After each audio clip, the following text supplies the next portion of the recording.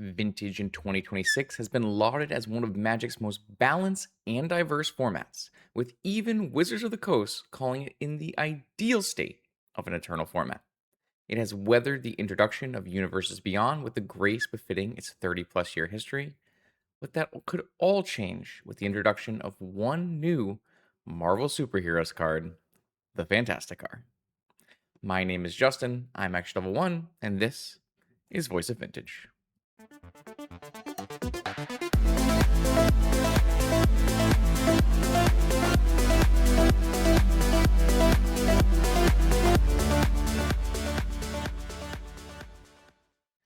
Welcome back, Vintage Gamers, to another preview season episode of Voice of Vintage. Today, we're going to talk about a card that has possibly the strongest ceiling in recent memory, the Fantasticar.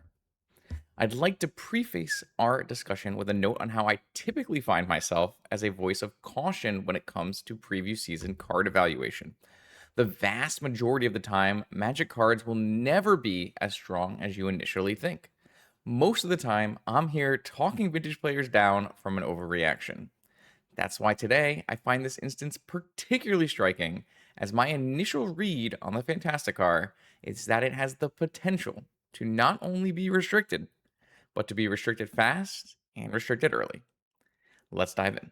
The Fantasticar is a legendary artifact vehicle that costs 3 colorless mana. As a creature, it is a 4/4 flyer that can only become a creature for a turn when you cast a non-creature spell. This become a creature is a triggered ability, and it is a May. Fantasticar contains one other very important triggered ability that when you cast your 4th non-creature spell of the turn, you may sack Fantasticar, and if you do, you gain 4/4 colorless construct artifact creatures that both fly and have haste. That's right, 16 flying hasting power if you can trigger this second ability. When evaluating a card, we need to consider a few things: mana cost, power ceilings, power floors, how achievable is it to pull off the ideal state for this card, various timing considerations in regards to format, counterspells, and removal, what cards do interact with this card, and what decks will play this card.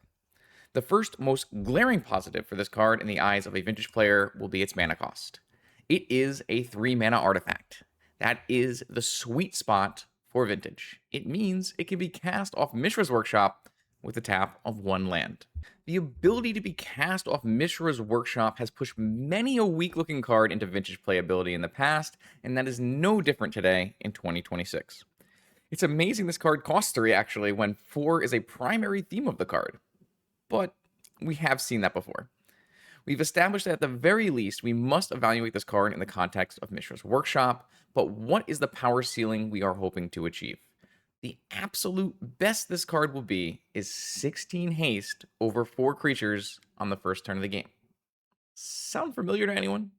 That's right, the payoff for successfully triggering the second ability of Fantasticar is near equivalent, or even better, than the best possible start of the Countervine deck using Bazaar of Baghdad.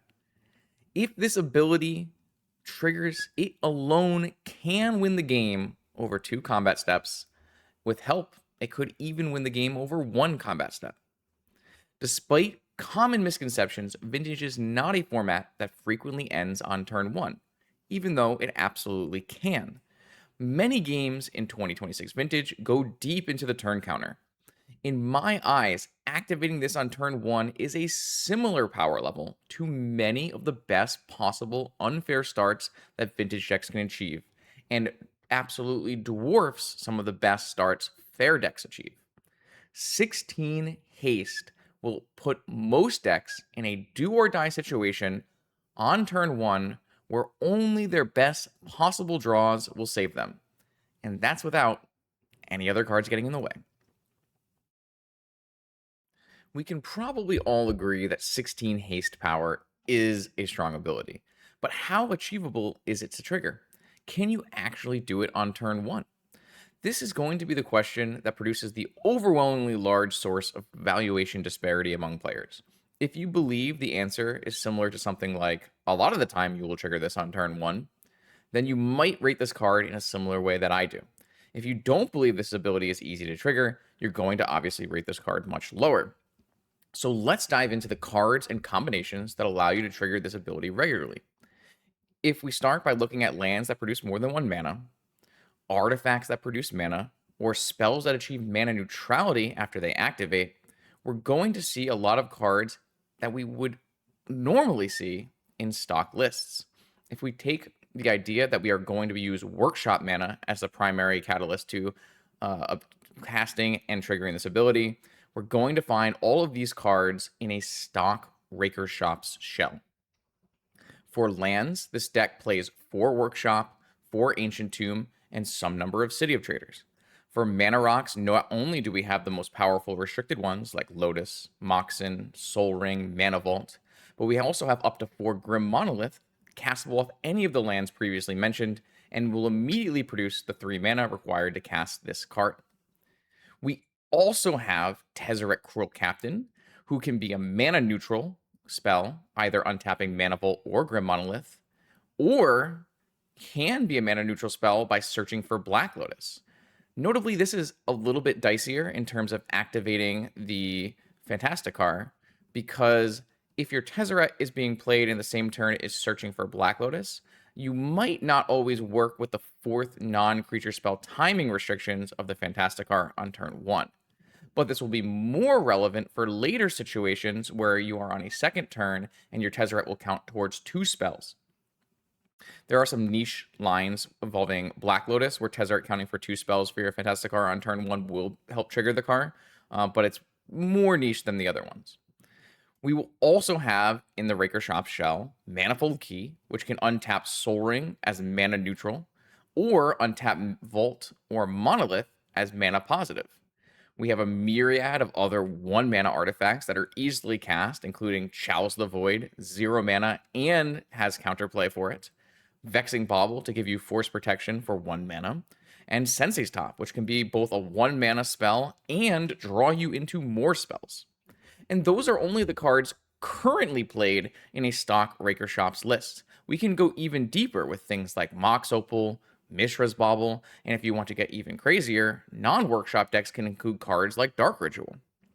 For now, let's focus on this Raker shell and talk about how many combinations of cards can play Fantasticar in the first 3 spells and have another spell left over to summon the constructs. We need to make sure that is the case, because if Fantasticar is the 4th spell or later, it won't be in play to see the trigger happen. Calculating what percentage of starting hands that can pull this off on turn 1 is a non-trivial math exercise, especially when you start to consider corner cases of things like Tezzeret searching for a spell, or Sensei's Top doing a blind draw. In general, what we're going to look for are hands that contain 5 starting mana. This is very achievable in a deck where the lands already produce 2 or even 3 mana, but it will absolutely require a combination of cards that we listed before. But the good news here is that that combination of cards are all very redundant and all push you towards the same goals. If you count up the pieces we've already listed, they encompass something like 40 out of 60 cards in your Raker Shops deck. And that is not considering turning other pieces of the deck into more synergistic ones. Early rough math attempts by members of the Vintage Discord put estimates at approximately 1/3 of Raker hands containing the Fantasticar will be able to activate it on turn 1. This does not include many corner cases like Sensei's Top blind draws, Tezzeret searching, and can only be increased by better deck building.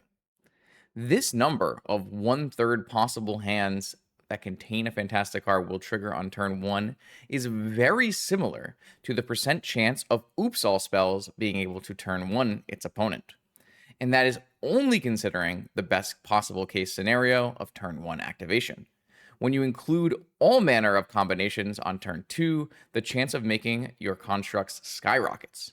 Tezzeret counting as 2 spells on turn 2, Tops drawing into more Tops and looping for as much mana as you have, and all the mana synergy of having cards off of the One Ring on turn 1 and turn 2 lead me to believe that this ability is not only achievable on turn 1, but will likely be commonplace. If you can commonly have 16 haste power in your deck at almost no deck building cost, wouldn't that be extremely powerful? But let's examine this a little bit further. I'm a notorious stickler for correcting people when they undersell the deck building costs of cards like Urza Saga. So, what is our floor? What is the cost of us trying to play this card? As for deck building costs, I truly believe it is very minimal when you only consider putting the card in decks like Raker and Jewel. If we slot this in, for example, in Raker over Scrawling Crawler, this doesn't hinder your previous game plan in a very meaningful way. You do lose some ability of drawing cards with Crawler. That's definitely part of the game plan. But your ability to achieve your main Raker game plans of turn 1 Ring and Fleshraker combo is not meaningfully diminished. There exists many versions, successful versions of Raker shops that don't play Scrawling Crawler. And you'll lose some amount of points in anti-combo measures from not playing a Crawler. And maybe there are some clock decreases, especially if you aren't able to attack on every turn with the Fantasticar. But playing around a Fantasticar trigger does not mean you have to go all in like, say, an Oops All Spells deck. It's simply an additional, extremely powerful set of common opening combinations that the deck can add to its repertoire. This becomes a little less true once we step back and try to see if we can play this card in other decks. What will a blue deck with this card look like? Can Dark Ritual be used as a substitute for Workshop? Those are much harder questions to answer and will require serious time in playtesting and deck creation. But I feel it's very reasonable to pass over these and focus on the clear use case. This card will be an easy insert into one of the already best performing decks in the format, Raker Shops, and might push that deck over the edge. So I don't feel the cost is very high to play the Fantasticar in Raker. But what about when you can't activate its second ability? How bad will this card be when it's a top deck? The answer will certainly vary from pilot to pilot, but I don't believe it's unfair to say that the floor of this card is low. In late games where you can't play a non-creature spell every turn, this card won't do anything, except for maybe add mana to its Larian Academy. But I'm not sure that that will often be the case, especially when Raker registers cards like Tezzeret and Sensei's Top. A top itself can always be a non-creature spell every turn as long as you're able to draw with it. And so what about when this creature is always triggering its first ability? It's always a 4/4 that can attack. Well, it's a 4/4 flyer that you can cast off a Workshop. And that's not the strongest card ever printed, but it's not the end of the world. It's a very reasonable card to cast off a Workshop, and it is going to close the game in a meaningfully fast clock. And it will augment a deck that is already closing the life gap with chip damage from Glaring Fleshraker as one of the primary reasons the deck and even the card it might replace, like Scrawling Crawler or Patchwork Automaton in the first place, are in the deck at all. It will likely be a downgrade to Automaton and Crawler in this use case for chipping damage. But that's only in instances where you're not being able to activate the second ability with any kind of frequency. So let's recap evaluations we have so far. I believe this card is an extremely high power, high ceiling card with a low floor, a favorable mana cost, and it will slot into an existing deck that is already almost maximizing for its achievable activation conditions. But what about Counterplay? For Counterplay, let's confine our discussion to two distinct instances, which will require two distinct sets of reactions. One of those instances would be the Fantasticar player on the play on turn 1, and the other instance will be Fantasticar player on the draw. For as strong as this card's power level is, it is not without a large range of possible answers in Vintage. When the Fantasticar player is on the play, is a card that goes on the stack, Vintage is already suited to deal with this turn 1 with suites of blue free pitch counterspells. Obviously, Force of Will, but notably Force of Negation as well, as this is not a creature card. Even things like Commandeer, and in some instances Mindbreak Trap, will hit this card on the stack on turn 1. It is worth noting, however, that sometimes this card will not be Mindbreak Trappable, as it was likely can be played as the first or second spell of a turn. However, Mindbreak Trap could still be used to salvage the delaying of an activation here by maybe Mind Break dropping a Mana Rock on spell 3. The question really becomes, how often do you have to force this card? Do you have to force this card every time? Or do you only have to force this card if it's the second spell?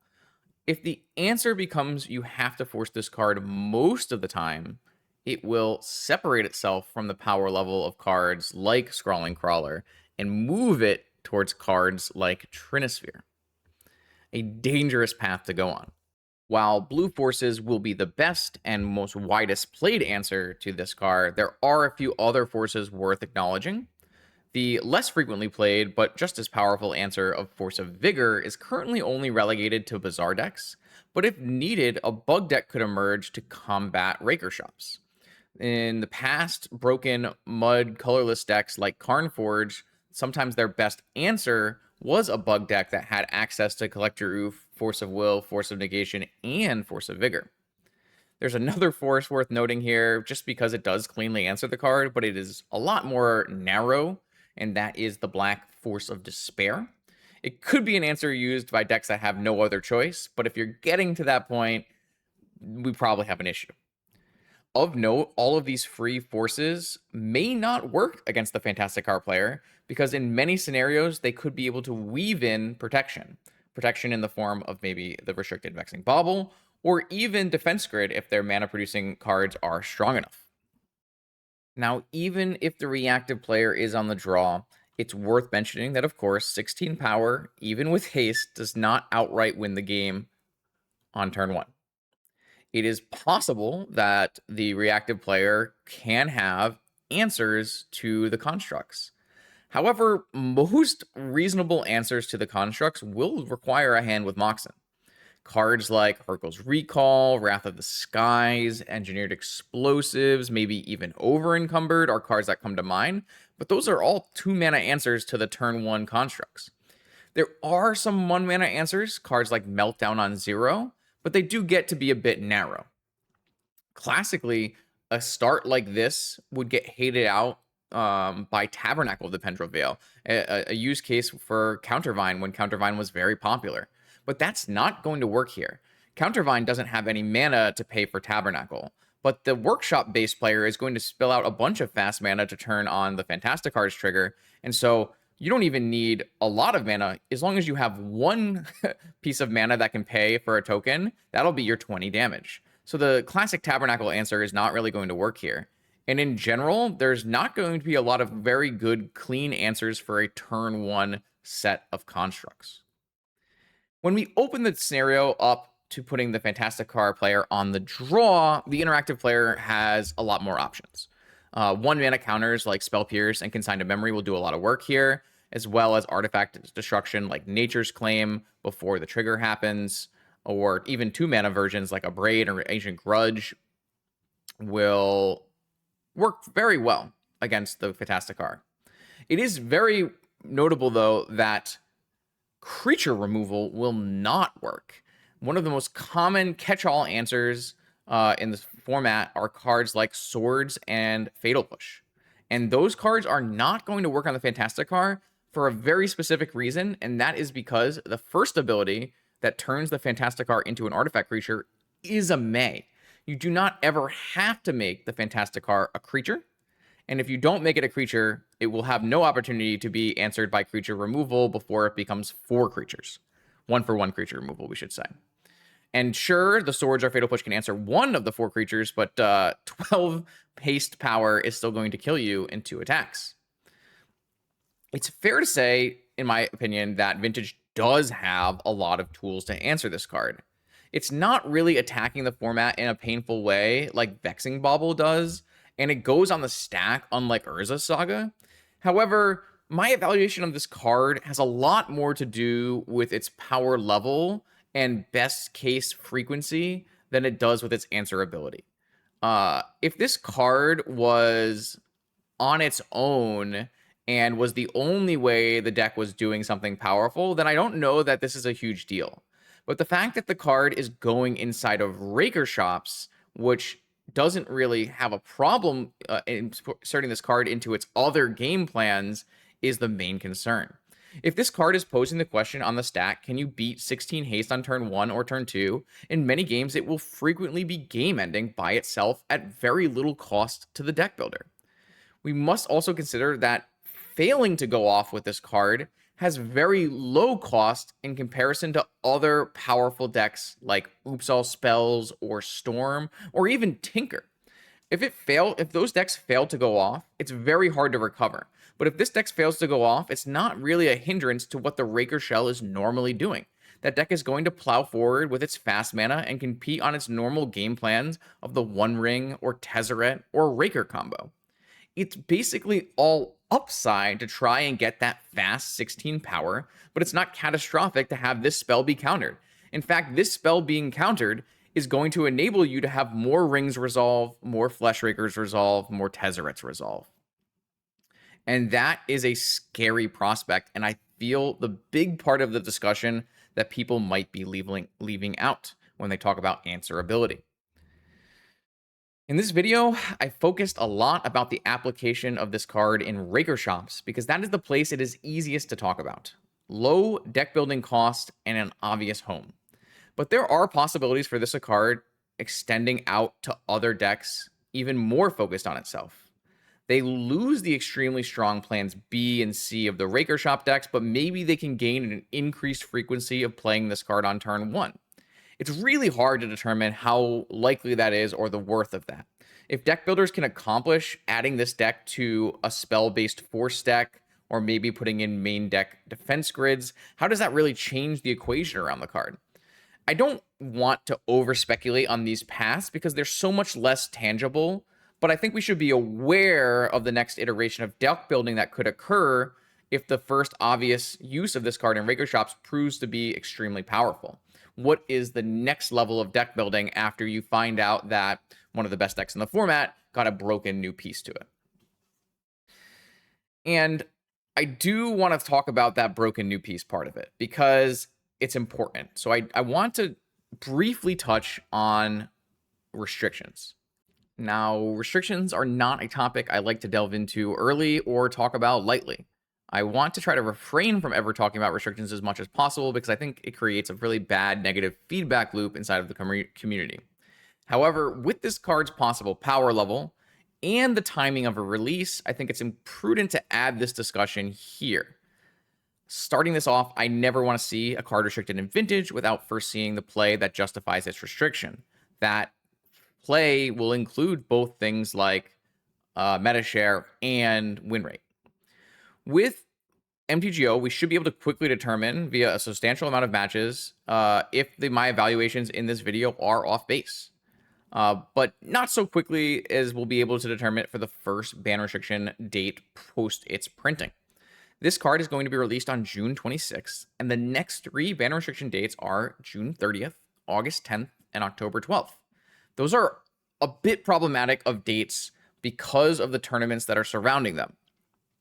It means that if there is an issue with this card in terms of disrupting the format's currently balanced and diverse state, it would mean that you have to issue a reaction to it on the August 10th BNR.